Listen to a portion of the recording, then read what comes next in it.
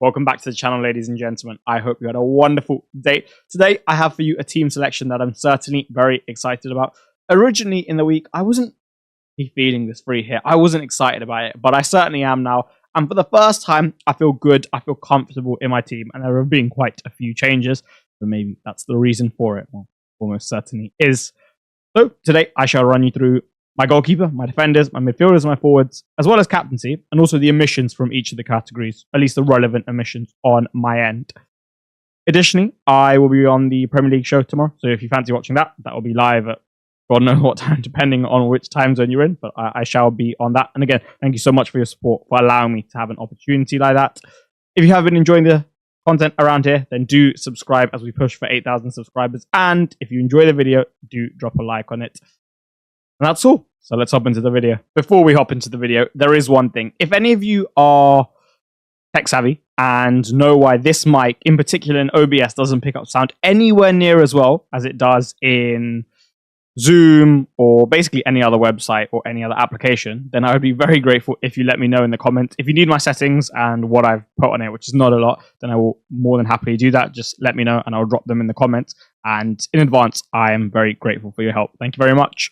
This will actually be the last little thing before we hop into the video. Obviously, this video is focused around Free Hit 34 and my team. And then in solving your problems, I will look at like Wildcard 34 and other things.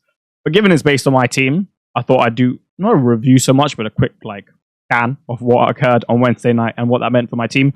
Small green from 107 to 102k. Fairly happy with it. Saka could have had more, should have had more. Could have had a lot more, but is what it is. That happens in the game. Mateta decides to score a brilliant goal and get 3 bonus now. Couldn't have done it last week. And aside from that, Jakub Kiwior, what a hero. I mean, comes in for downburn for a hit and certainly pays it off. Saar really could have had a haul in that game in his substitute appearance. Missed that big chance from the header. The one where Mateta cut it back could have been a goal. There were another couple of opportunities where he could have got a goal or assist. So yeah. And his effective ownership was quite low, 50-ish%. So on another day, that's all different. But that is the result of the double gaming. As someone said, slightly underwhelming, but I'm very much looking forward to Free Hit 34. So let's get on to it. Right, surprise number 1, and that is in the form of Bernd Leno. Why is he being chosen over Kepa Arrizabalaga? So let's first start with him individually and in isolation. I would like a piece of the Fulham defense, and that may give you a hint as to what has changed in the actual defender category of this free hit, but I would certainly like a piece of the Fulham defense. There aren't so many good defensive matchups this game week. I think outside of Wolves and Newcastle as well, but Wolves especially, there's just not really many to target.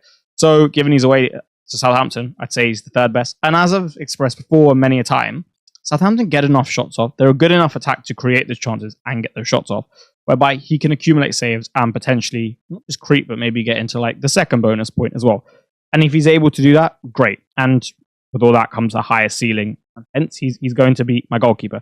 As it says there, good fixture, good keeper, good defense. Job done. I know of their tendency to concede in games like this, but I like the fact that they're conscious of it. They're not just like sweeping it under the rug and saying, oh, it's bad luck. I remember a very specific comment from either like Robinson. I think it was Robinson where he was like, yeah, we concede too many goals, stupid goals in these type of games. And like, we know it's on us and we need to improve. And they've had a hard run recently. So I think given they've got that conscious awareness of it, given they've reflected on it, I think they'll go to St. Mary's tomorrow with a very strong intention, a firm intention of keeping a clean sheet. And the likelihood of them conceding from a stupid little error is less of a probability given what has been said and probably what has been done behind the scenes. In terms of the omissions for myself, there's only really one, because I've got Bender as my backup just in case Leno missed out on the warm-up or whatever. As I'll show you in the draft at the end. But Kepa, I've just given the benefit of the doubt to Man United that they're going to get one somehow. And that's about it. I think there's enough quality there to potentially get one. Hence why Kepa has been omitted. And I'm going for Bernd Leno. Time for the second surprise. Although some of you might have been able to figure it out. And that is the omission of Ryan Sessegnon. Initially a never present. Initially a fan favorite on this channel. At least when it comes to myself. But he's not in the squad. And not only is he not on the team, he's not in the squad, and he's probably not going to be there. Like, he's very unlikely to be there. Because as I said, this is the first time that I'm really happy with the draft. So, yeah. Let's discuss them. The Wolves double up is present. And I know I haven't seen this in a single other free hit draft, but for me, they have the best defensive matchup of anyone this week. Ait Nouri is a lock because, the upside that's present with him, not just the positions he takes up, but also the quality in the final third. And then in terms of going for another one, like I said, I think they've got the best defensive matchup. There aren't too many good ones this game week. I don't envisage too many clean sheets outside the guys I'm picking or the teams that I'm picking. And as such, I'm happy to go with that double up. Semedo has a promise of upside given his position, right? Hasn't scored this season, but does have 4 assists. And he could score, right? So for me, double up makes sense.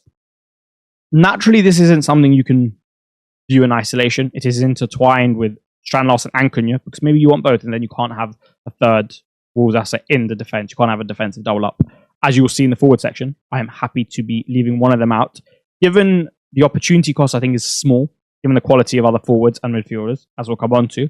And also given the opportunity cost in the defense is high, because I think after Semedo and not going for another Wolves defender there's a big drop-off in quality, in my personal opinion. So that's why they're there.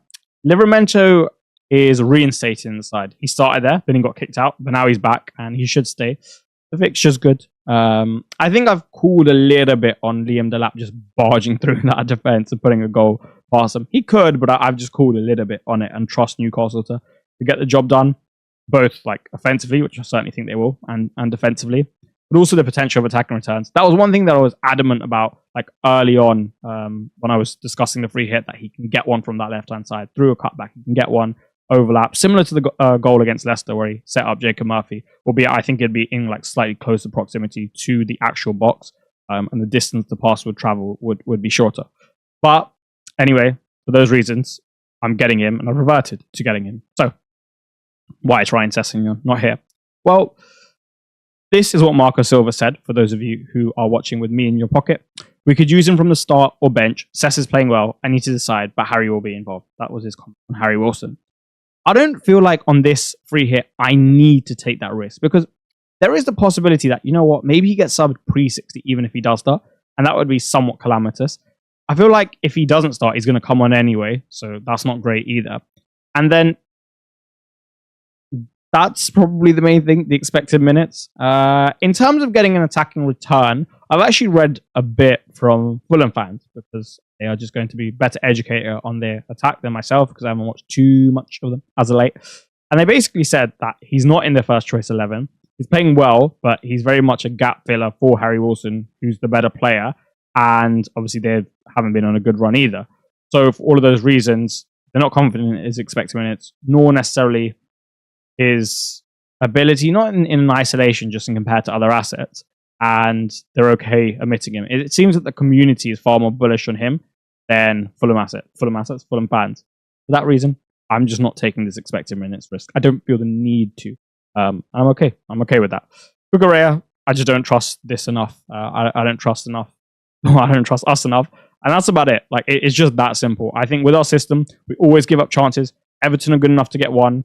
He's not definitely going to get an attacking return, right? Like, he's more likely to than most defenders in the game, but I wouldn't say it's like Trent, for example, in a Jurgen Klopp system where he was like playing high and wide. In that sense, yeah, okay, Trent probably gets one. But I don't think Cucurella is of that mold, or somewhat close, but not that close. Yeah, that's it. So I'm just not going there, and I'm very comfortable with Ipswich at home, Leicester at home, right? Like, I don't think you can ever argue that one is bad. I think it's quite good. Now, for some further surprises, the lesser one will be the fact that the Newcastle triple up does not assist my side in the attack, because obviously I've got Livramento. So some of you would have figured that out. But even so, even in isolation, even if I managed to have, or could have 4 Newcastle assets, I wouldn't. I would just go for the 3 and have omitted Barnes. Primarily because I just don't really fancy playing the expected minutes game and roulette with Anthony Gordon. And I just prefer Jacob Murphy for the expected minutes. The left-hand side, in terms of Ipswich's left-hand side, and his ability to receive cutbacks in the box, because this man has a good spatial understanding. He has a good spatial understanding. His sixth sense when it comes to these things is good. It's somewhat forward-like. It's somewhat of a striker-like. It's good.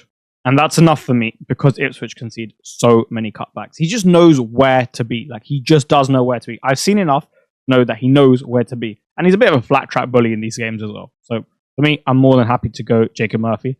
I did see one thing on X as well that, like, I didn't know like this was a rivalry. in the first place, like naturally geographically, but still. Norwich Ipswich is a bit of a rivalry, and he used to play for Norwich, so he'll want to do one over Ipswich for them lot, which makes sense. And I actually imagine he'll have some extra motivation, and that could play a part. And it's maybe like a 1% factor in my decision, maybe a couple of percent more. But I just thought I'd express that. That's that. Salah is Salah. And this is the key thing, because I've seen a few people discuss going against him. And look, if the opportunity was there, I'd love to. But his floor is so high, especially in this type of game, with what Spurs put up on offer, that even if you're right about him not doing well, even if he just gets an assist, most other assets, especially like Cole Palmer, right? Because if you wanted any midfield asset or any asset in the game to go toe-to-toe, bar for bar with Mohamed Salah, you would choose Cole Palmer and inform Cole Palmer. But he's not. And he's not really playing a side that probably going to score 4 against. It's ironic because he scored 4 against last season in this fixture. But you know what I mean. And as such, even if you are right and Salah doesn't do so well, and your player does well, the gain won't be that big. It just probably won't be that big because most players just don't have that type of ceiling. And as such, to make good on your huge risk, it's just very, very unlikely. And you're not really getting the reward for the risk you're taking. I think you're taking like this big of a risk, and the reward on offer is like this big. And in most cases in life, that's probably not the most sensible thing. So, Salah, Murphy, done and done. Bowen and Mbeumo. I mean, I've been going on about Bowen all week. Ever present in my first 4 drafts. Present in my video on the hub. And for those of you who are coming from Green Arrow and have watched that already or watched that after, I just had some real clarity, maybe a couple hours, about 2-3 hours after filming that with Fergie about my free hit team. Not like too much has changed in terms of my thoughts, more so just my personnel selection. Maybe a couple like Sessegnon, for example, following Marcus Silva's comment. But in general, like I think the thoughts stay the same. It's more for the team. And I think Bowen's the most underrated asset this game. Stylistically good, ceiling's good, the player's good, and he's so reliable.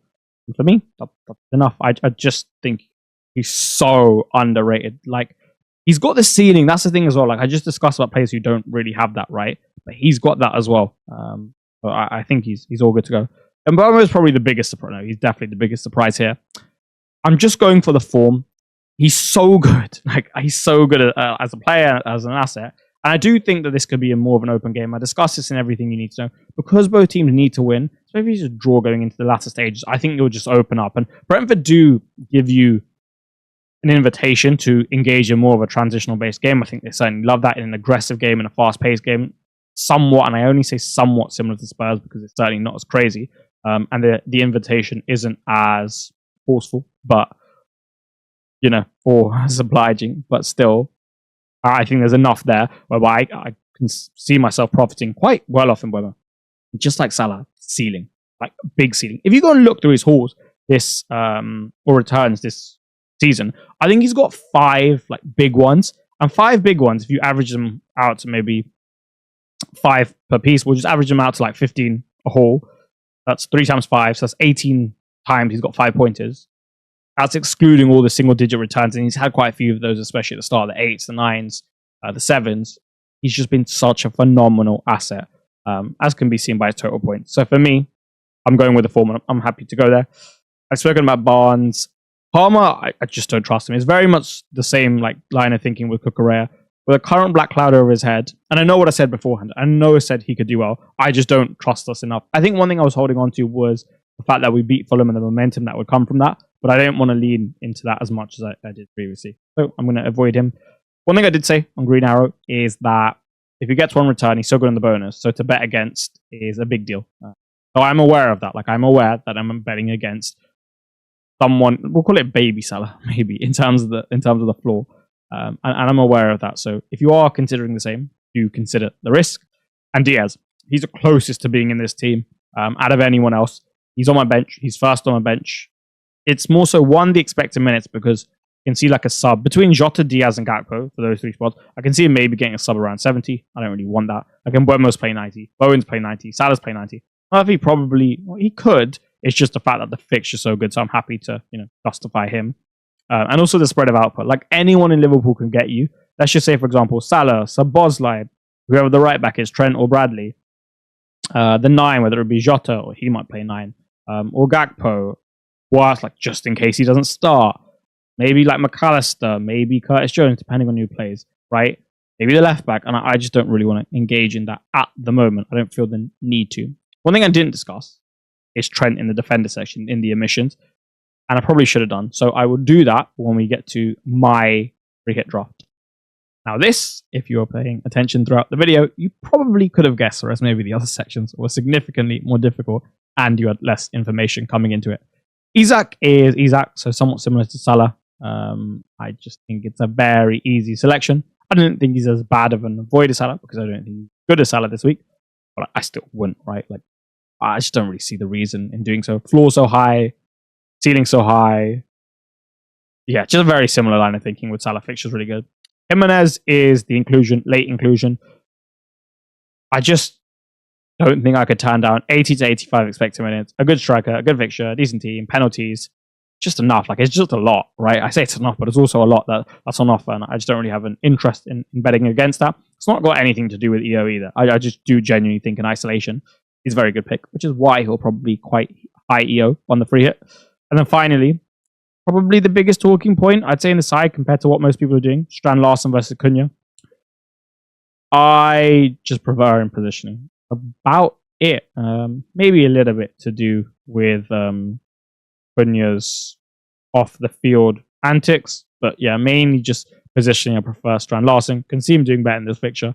I'm happy to go there. I think also, like, there's not really this isn't a reason for my selection, but I also think that I don't mind taking this risk on. Like, I'm usually happy to take risk on where it makes sense, right? I would do it every time.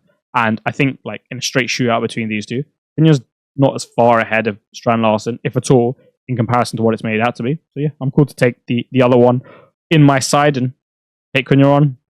Cunha I've spoken about. Welbeck, I trust West Ham's fight at the back too much. I don't trust Brighton against deep blocks. I don't trust Brighton against the quote-unquote smaller sides, or at least the worst sides, quote-unquote.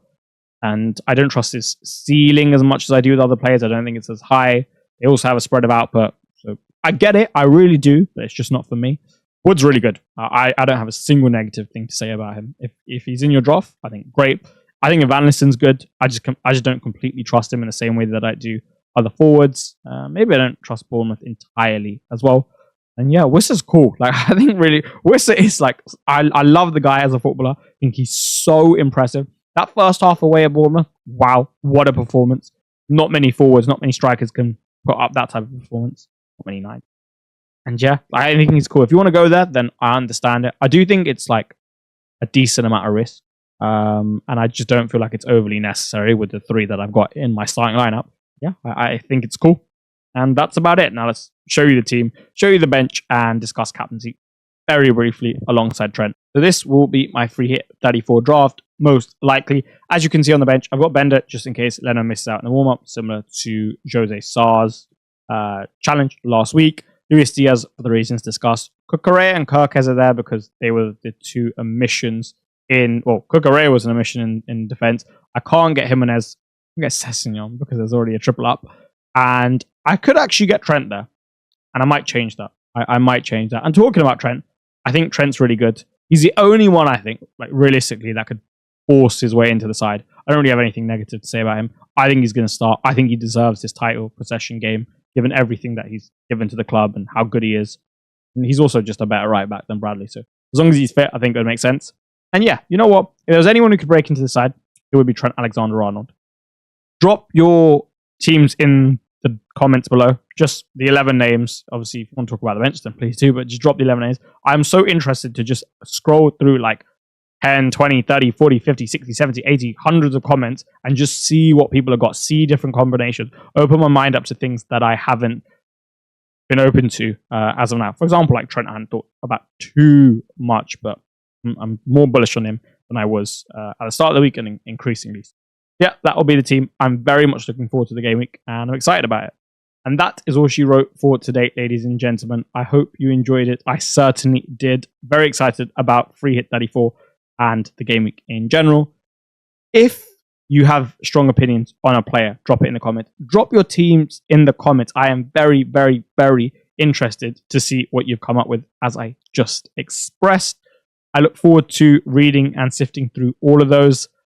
If you enjoy the video, make sure to drop a like on it. That would be greatly appreciated. And I shall see you probably today for solving your problems. If not, on the Premier League show for those of you who will watch that live or back.